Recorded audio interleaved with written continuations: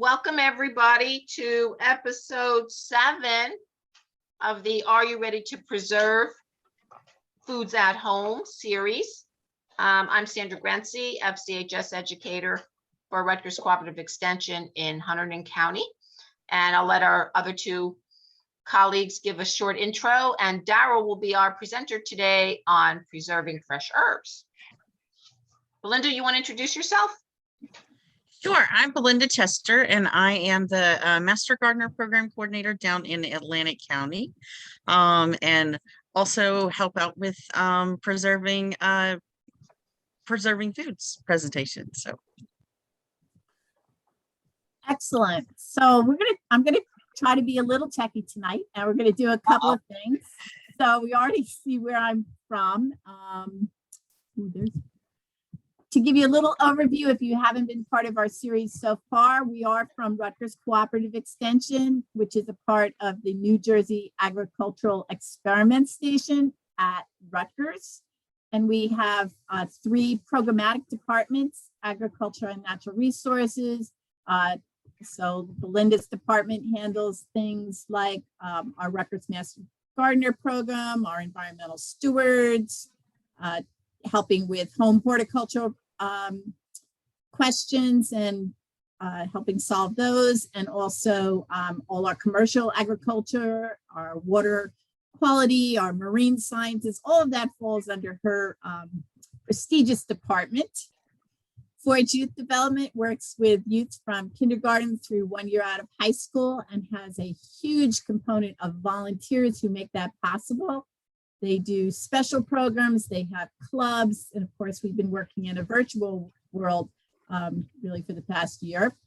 And then Family and Community Health Sciences, which is Sandra and my department, we do food, nutrition, health, chronic disease prevention, food safety, home food preservation. Those are our programmatic areas. Our department also has the New Jersey SNAP Ed grant for Region 2 in Burlington, Camden, Gloucester, and Mercer.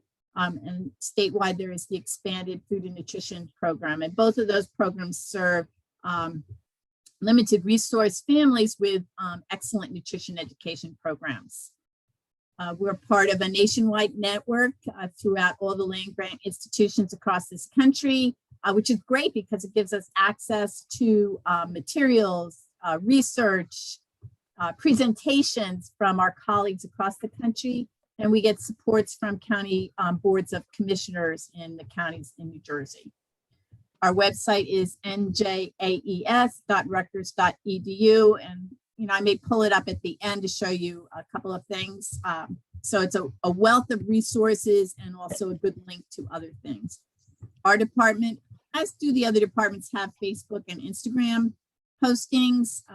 Ours is FCHS, Rutgers Cooperative Extension. We believe in justice for all. We're an affirmative action, equal opportunity employer. All of our programs are available and open to everyone. So that is our commitment to justice for all. This program is part of that nationwide network. Now retired colleague from Nebraska worked with our colleague Joanne, which some of you have met at previous episodes, worked together to develop this slide set. And of course, along with Sarah Browning from Nebraska. And of course, I made a few changes myself. So we're going to try something here. If you have another device or you're good with switching devices, I'm going to ask you to log in to this is free, www.menti.com. And then you would enter the code 5366-1833. And what's going to happen is I'd like you to type in 3 herbs that you grow personally. If you want to play, it's not required, but again, you could do it on your phone. Just log into menti.com, or if you open up another window on your computer and you're good at that, we'll see what happens. We're going to form a word cloud and see what herbs you're growing.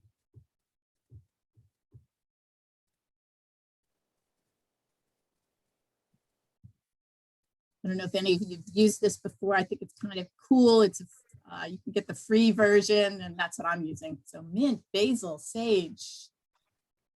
Ooh, nice stevia. I couldn't find that. Trying cilantro again myself. Very cool. Excellent. The words that are biggest mean it. Those people you've typed, more people typed in that word. Basil, obviously a big winner, along with mint and rosemary and oregano. Dill, good. Italian parsley, garlic. Very cool.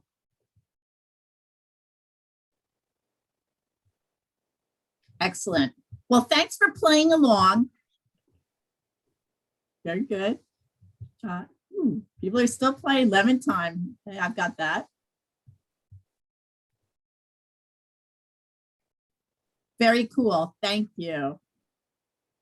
Belinda, maybe you can take a screenshot towards the end here. Give people another minute or 30 seconds. Apple mint. That sounds interesting. Marjoram. Rosemary, more rosemary. Tricolor sage. That's pretty. Chocolate mint. I have some of that. Rue. I've never used that. Very cool. Thank you. Oh, lime basil. I was tempted to try that. Okay, so thank you very much. Now I'm going to go back to share screen and back to the slides.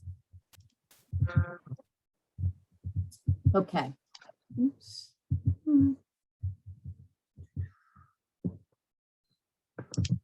So herbs are easy to grow, and Belinda would attest to that. And the good thing about home food preservation is that they're also easy to preserve. So I thought I'd talk a little bit about some of the herbs. That looks like thyme to me. Oops, sorry.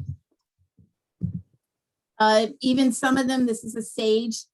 You don't even have to do anything, and they seem to take off. The some of your herbs will do okay if you have adequate sunlight during the growing season, so you can have them for winter harvest. If you, we have fact sheets and information on this on our NJAS website, where you can talk to our Rutgers Master Gardeners. Most of them are, just using email right now, but it's fun to grow things indoors as well. Herbs need a lot of sun, 6 hours of sun daily to thrive, and that is the challenge for many of us during the winter months. I figure if I can get something to winter through towards the end of February, then I'm good to go, because the sunlight will start increasing more. If you're planting, you want to wait till after the last day of frost, which fortunately we're good on that now. Some of them are cold tolerant, and as perennials, they'll come back each year. These are chives, so they come back. I got to say, I had some lemon thyme in just a regular small pot, and I just left it outside all winter because I didn't have any place for it. And it did come back. It didn't look great, but now it's starting to fill out. So, and my oregano, both in the ground and in my pot, and I do nothing special, does come back. So it's pretty hardy. And we had a pretty cold winter. If you haven't grown any herbs, I would encourage you to give it a try this year. It's great because you can put them, all over in pots, and you can move them around that way. Or if you have a little bit of space in the ground, and you could still get a lot of, starter plants, or I'm not sure if you'd be successful with some of the seed, but certainly you can get some plants in the market. Pots work really well. The other good thing about most herbs is that the deer typically don't eat most herbs, and I have a problem with that. Little caveat on if you're growing any of the mints, they do take over. And so the recommendation is that you can control that spread by putting them in pots. And then you want the pot to be a little bit above the ground so that it doesn't send out a lot of runners over the pot. You may need to water it a little bit more because the roots aren't going to go that deep and it may dry out a little quicker. But I have my chocolate mint in a pot in the ground. I might try to repot it this year because it's been there in that same pot for forever. I imagine it's pretty root bound by now. So let's let's see. I'm just kind of curious. I'm going to ask you a question. If you would answer the question, and you can put multiple answers, how do you preserve herbs now?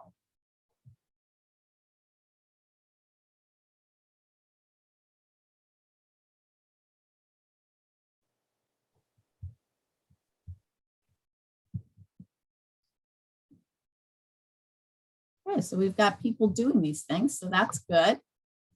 Hopefully it'll be a little refresher for some of you.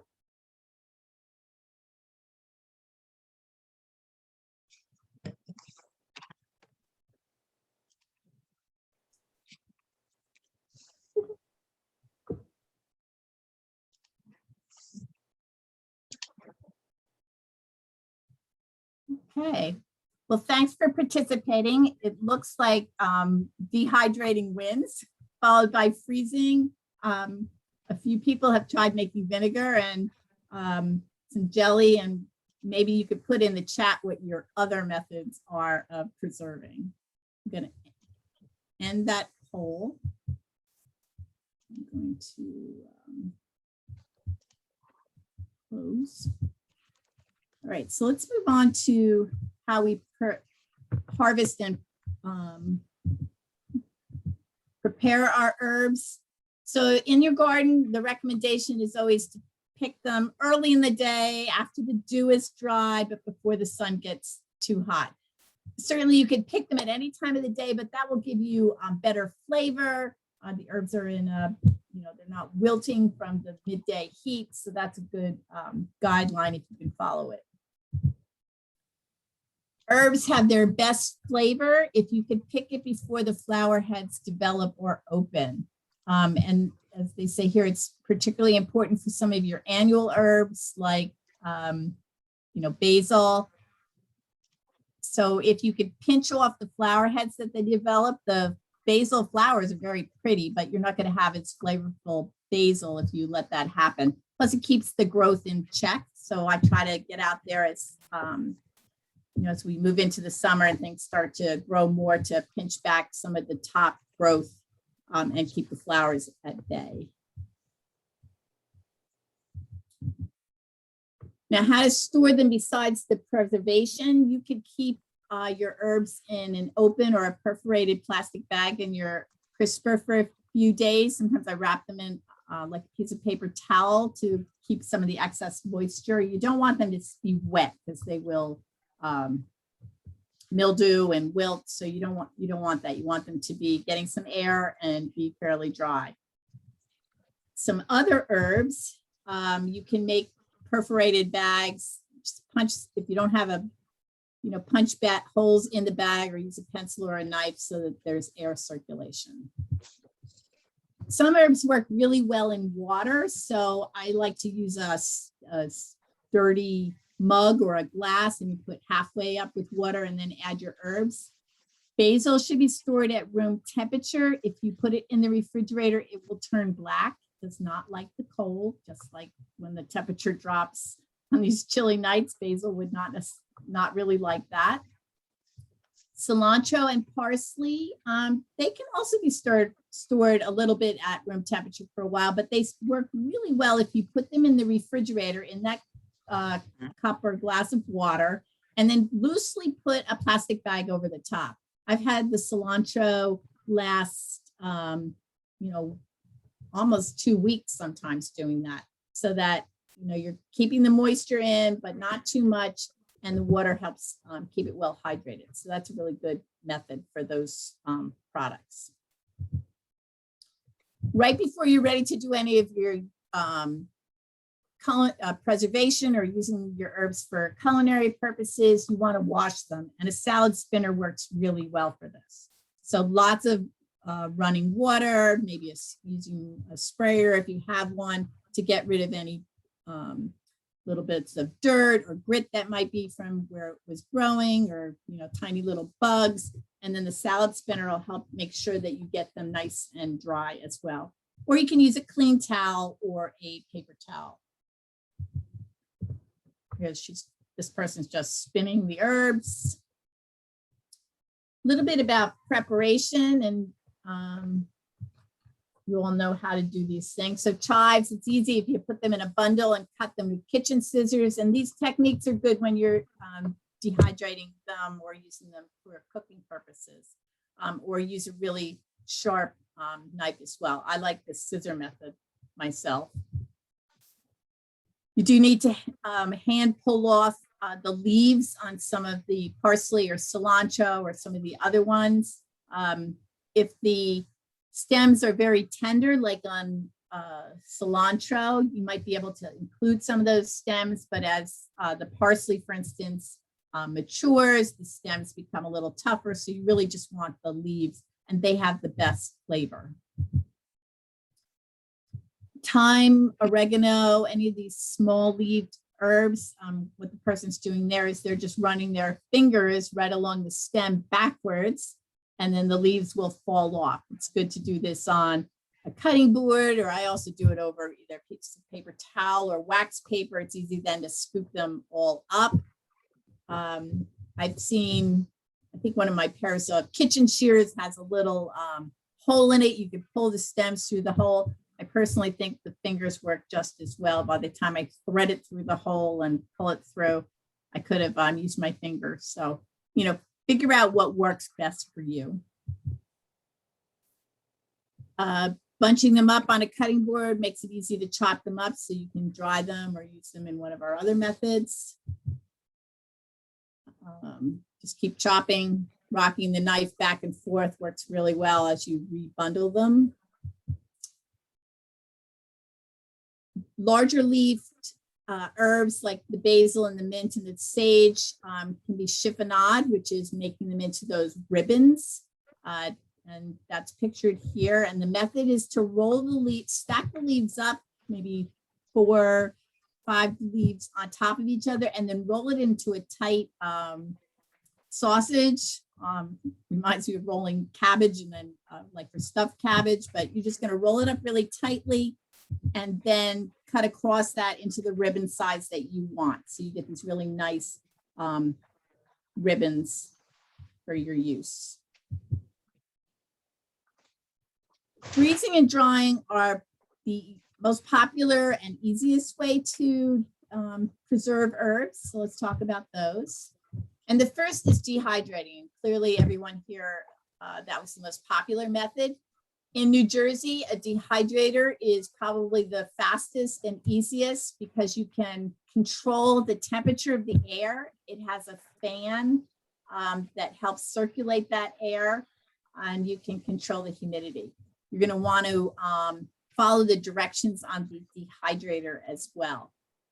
The one pictured here, you can kind of see this line. Each of these is a tray, so you can stack several trays on top of each other, and I'll show you. I have a similar model here.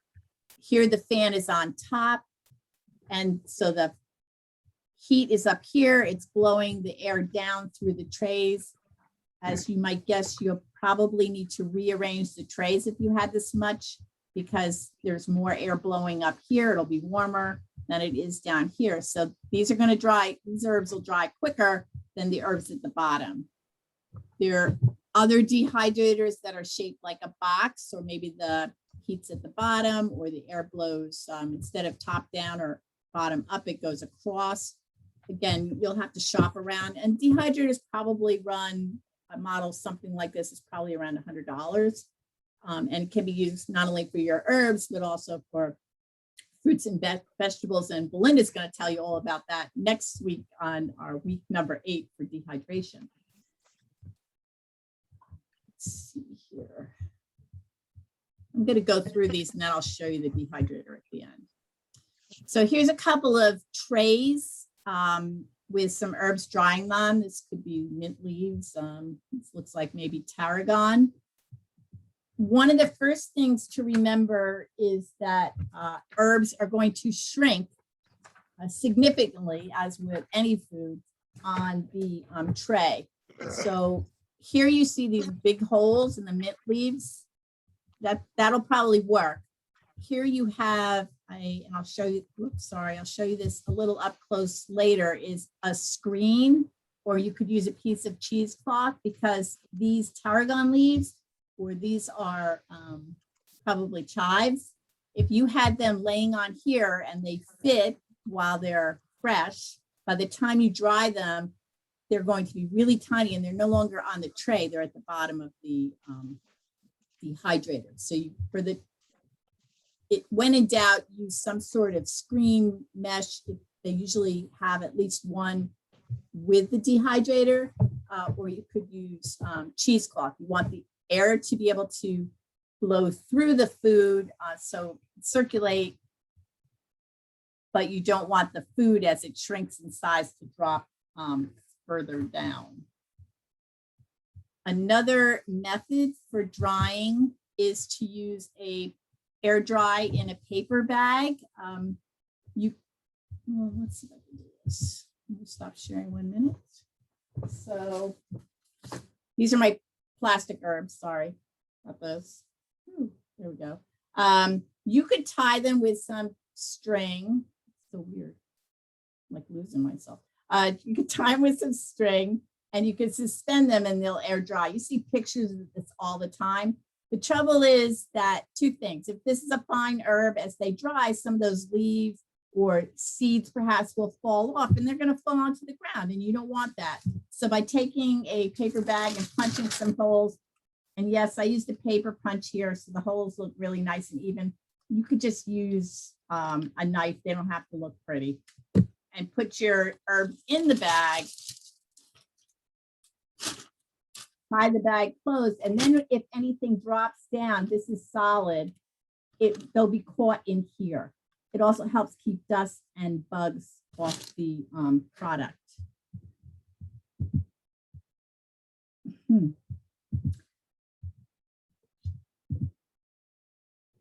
Where would you hang this? You need a place that's not humid, that's hot, dry, and of course not too buggy. So perhaps an attic, a garage, maybe a shed would be places that you could do some of these. Things that work well for this might be rosemary, maybe thyme, a few of them. They're going to take a while to do this. It's much more efficient and quicker to use the food dehydrator, but this will work as well. We don't live in an environment where you can dry anything else outside because we're way too humid. Freezing is a really good technique for herbs. You can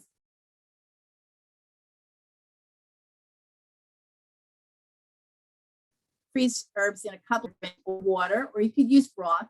And it works well with things that you're going to pop right into the cooked food. So you maybe want those herbs that are there, you're going to throw into a soup or a stew, and they'll melt and dissolve and be flavor your food. You can chop whatever your leaves or sprigs so they're ready to put right into that dish. And then you would put them in here. It's showing you an ice cube tray, which is nice and inexpensive. I'll show you another option after. And you want to put it in recipe amounts. So if you typically use a tablespoon of herbs in your cooking, then put a tablespoon in each one of those compartments, and then cover it with water or broth or even olive oil. Olive oil will freeze to kind of it's a solid state. And then as soon as you take it out of the freezer, within a short period of time, it will unsolidify. It thaws much quicker than the water does, so that you can add that to maybe as a finish to a cooked dish. If you were sauteing maybe some vegetables and you want to add just a little olive oil with some herbs in it, you could do that very easily. What you would do is once these are frozen solid, you want to be able to reuse that ice cube tray for more herbs. So you should pop them out, put them into a freezer bag or container, label it with what the herb is and the amount and what it's frozen in. So is it in water or broth or olive oil?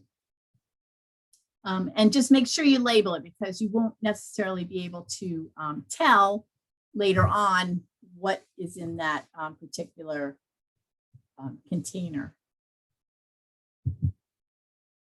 You can, here it just says cover the tray lightly with plastic wrap and freeze overnight. And here you have some different pestos. You can make pesto and then freeze it in those containers. And here, again, very clearly labeled with mixed herb with cheese. Maybe it would be a basil only without cheese. There's always a debate, should you add the cheese? Should you add the garlic? I make my pesto as I make it for any ready to eat dish, and that's how I freeze it, and I'm perfectly satisfied, and it works for me. For best flavor, not safety, flavor, try to use your pesto within 3 to 6 months, and even that's true for your herbs. They'll last essentially indefinitely in the freezer, but their flavor is not going to be as good as if you use it in that 3 to 6 month window. You can freeze herbs alone. You want to wash them, pat them dry, and then put them in a bag. Here we have mint. If they're not dry, they're going to stick together and going to be hard to take apart. So for that, you might want to freeze them in sections somehow so that you have a tablespoon or 2 of this particular herb. If you do this with basil, and people do, it will be black in color. It's not going to be green anymore because it doesn't like the cold. It's still going to taste like basil. And if you have it in a dish that's like a tomato sauce or a stew, you're probably not going to notice the color anyway. Vinegars. This is another way to preserve the flavor of those herbs. You want to use I say tested recipe or tested directions. I have the University of Colorado State Extension, and also on the University of Georgia's National Home Food Preservation site has a fact sheet, both of them on creating flavored vinegars. This is a chive vinegar, and I'll show you. I have the actual jar here. What I like about the chives, it's made with the chive flowers, and you'll get the nice chive flavor, but it makes this really pretty pink vinegar. As an overview, you would choose to either use always 5%, which is what commercial vinegar is, white or cider vinegar. The white is a sharper flavor. The cider is softer for something where you're going to want a pretty color, like here with the chives, I used the white vinegar. You want to wash your herbs well, and the experts recommend beyond washing to give them a kind of like sanitize them a little bit, just to make sure we get rid of any bacteria that might be there. Commercial herb vinegars do this also, and the methodology is in the fact sheets, but basically you're going to add 1 teaspoon of chlorine bleach to 6 cups of water. So it's extremely dilute, and then you're going to swish your herbs around in that, and then rinse them well in water and then dry them. You would infuse the vinegar by putting your herbs in the jar, and how much herb to vinegar really kind of depends on what you're looking for flavor. So they'll have some suggestions in the directions. Usually it's 3 to 4 sprigs per pint, which is 2 cups of vinegar. You can play with this. It's a matter of taste. You're going to let that sit in the refrigerator for a while. It could be, might be a week, then you can taste it. And then you're going to strain out the solids and then put a little bit of, you could add like one flower chive to it to give some, for decorative purposes. And you want to put it into clean, sterilized jars. You would sterilize the jars. This is a canning jar, by putting it in boiling water for 10 minutes. And then you would refrigerate the final product. There are no recipes, tested directions for home canning the vinegars. We're going to make them and store them in the refrigerator. And they'll keep like any other vinegar for a really long time. So just refrigerate them for better flavor and longer lasting qualities. I do want to mention about herbs and oils. Some people they like the herbs for dipping, or they use them in cooking. Whenever you have a herb or even garlic and oil mixtures, it can become a risk for botulism if they're improperly stored. So the rule is for all of these products to make them and use them within normal time, not leaving them sit out for hours at room temperature. We want to follow the 2-hour rule, no longer at 2 hours at room temperature, and then refrigerate them while you're not using them up to 3 days. And that's for pesto as well as herbs and oil. You can, like we showed before, freeze the herbs and oil for longer storage. So if you like, a particular herb, you can freeze those indefinitely and not worry about botulism. But if you left them in the refrigerator for a month and there were botulism spores there, and that's an if, you could get sick. And there have been cases. Commercial garlic and oil is acidified. Commercial products, they add acids to that to keep it safe. There are also no home canning directions for doing herbs or garlic and oil and canning it at home. We cannot duplicate that. You could buy something commercial, perhaps, but it's not something you can do at home. Herb jellies, and the one that always comes to mind is mint. Mint jelly, again, you want to use a tested recipe. So the So Easy to Preserve cookbook has one. You can get it off of the National Center for Home Food Preservation website.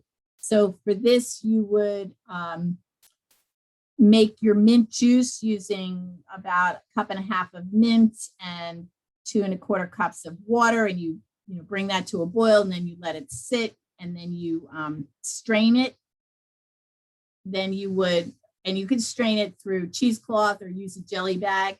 I said here not to squeeze it. If you squeeze the juice through your cheesecloth or through a jelly bag, it can cloud the jelly. And the whole thing of jelly is, besides the flavor, of course, is to keep it nice and crystal clear so it's sparkly. So do not squeeze, just let it drip, and don't worry about the residual that's in the cheesecloth.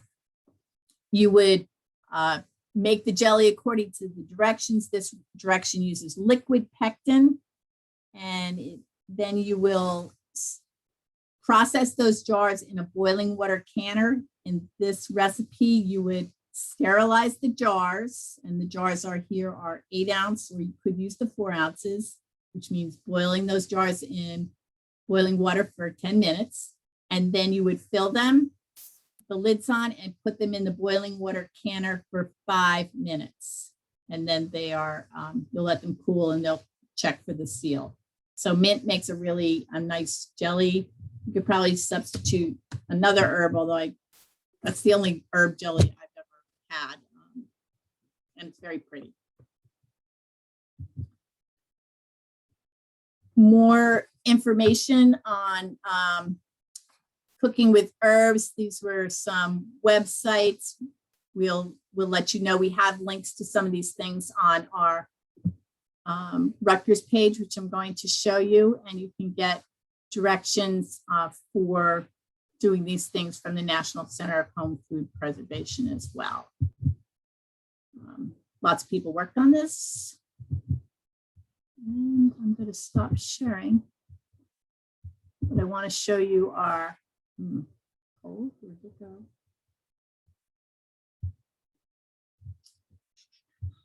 Oh, yeah.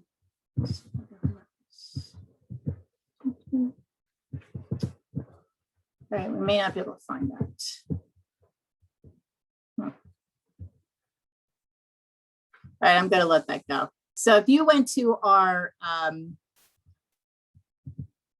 NJAES.Rutgers website, on that website is, you can search for the home food preservation page. And on there, we list all sorts of resources, as we've told people before, related to home food preservation. So you can get to the National Center for Home Food Preservation, where they have a nice fact sheet on dehydrating herbs and also making vinegars. So weird vinegars.